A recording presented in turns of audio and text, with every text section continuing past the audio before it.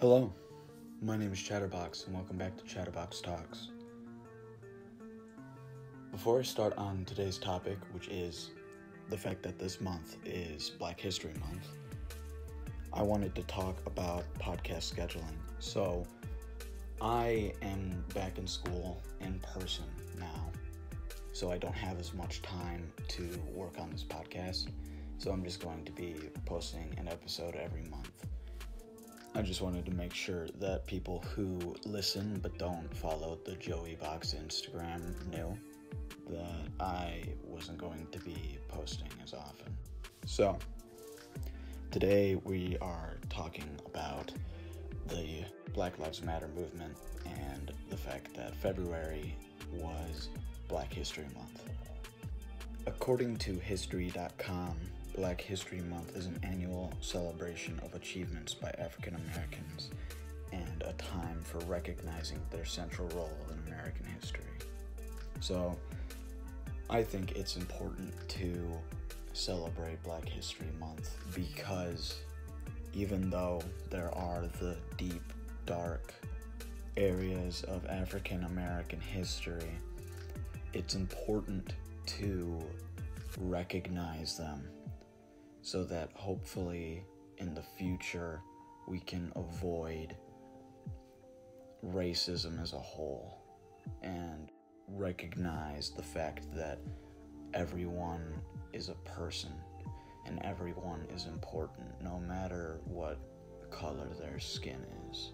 And especially because of the events of the year 2020, as the COVID-19 pandemic was starting to slow down and before it started to ramp back up again, we lost George Floyd, and he was the catalyst for protests everywhere.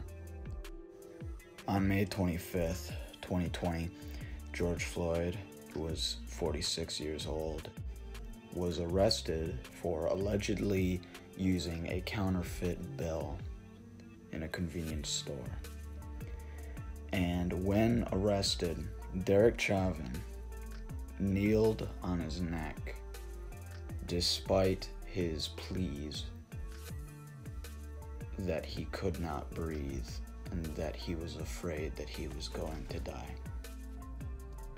And the death of George Floyd was one of many that brought widespread national attention to the problem that is police brutality.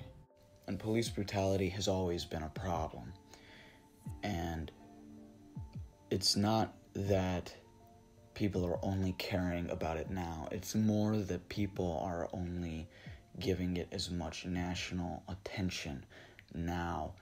And is that right? No. But hopefully it is going to start some level of change. Has it yet? Not really. But people know about it. And people supported George Floyd's family after his tragic death. And Derek Chauvin was charged with second-degree manslaughter for the death of George Floyd. And whether or not he deserved more than that, it is not my place, but it is my opinion that it was cold-blooded murder.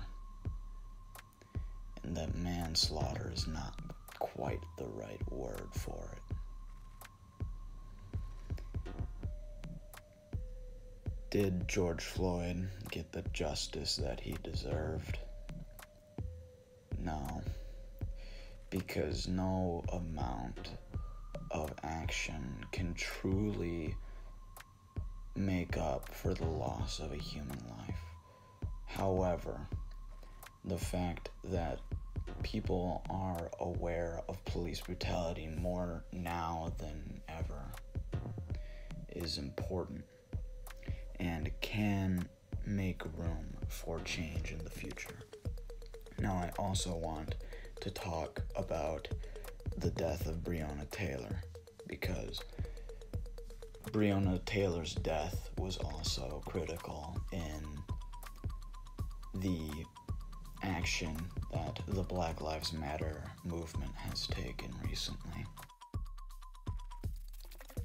On March 13th, 2020, Breonna Taylor, who was 26 years old,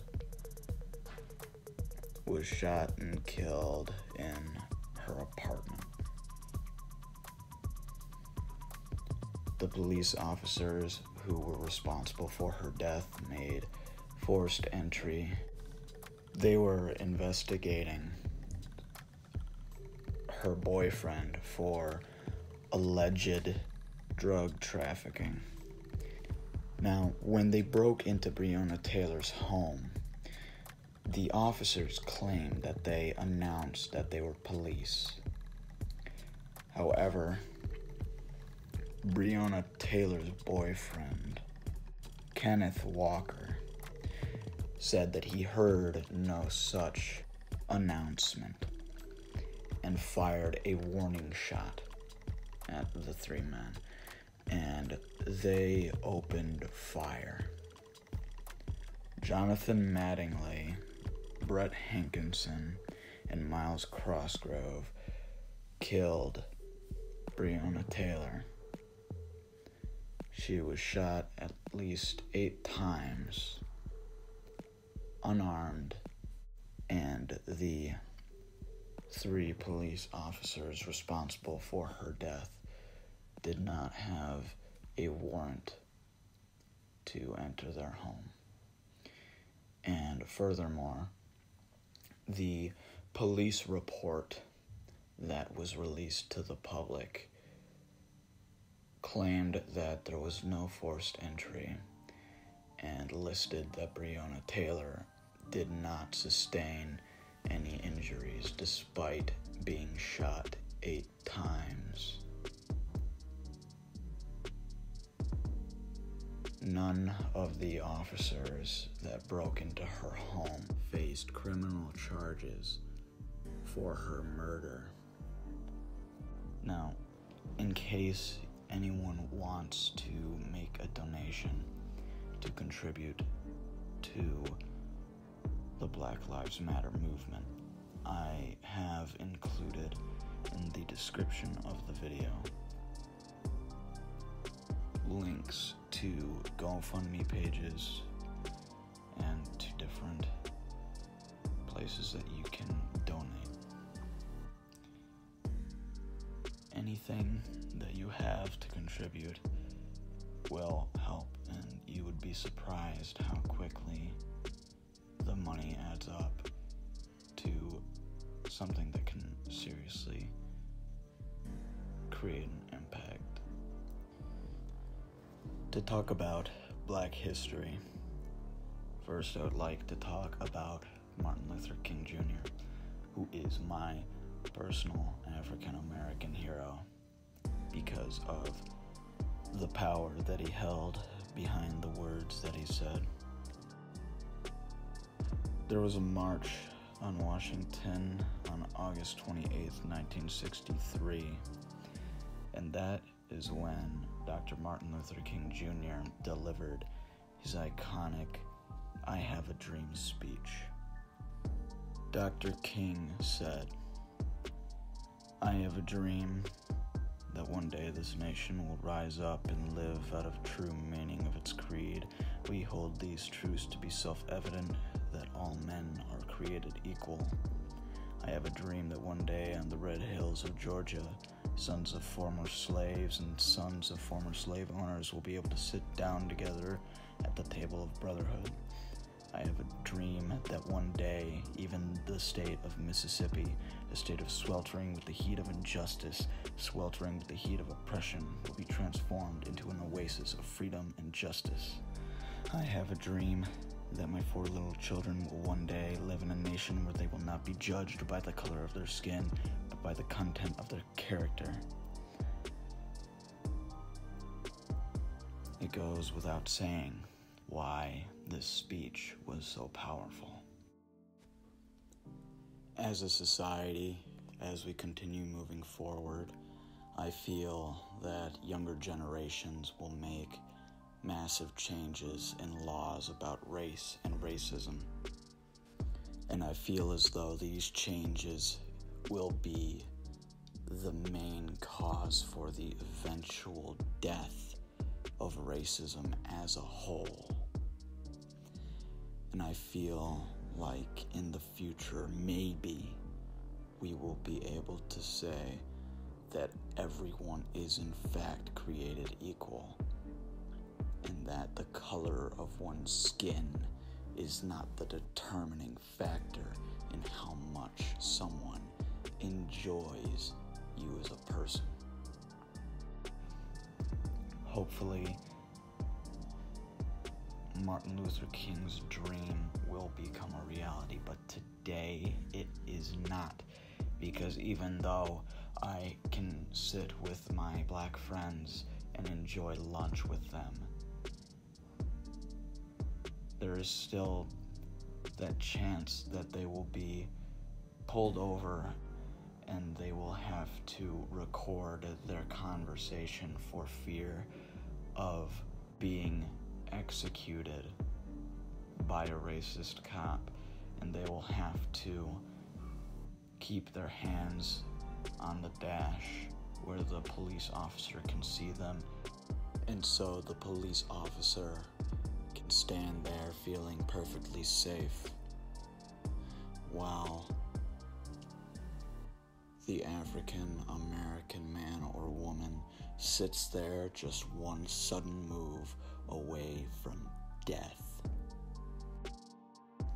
And that isn't peace between races. That is racism.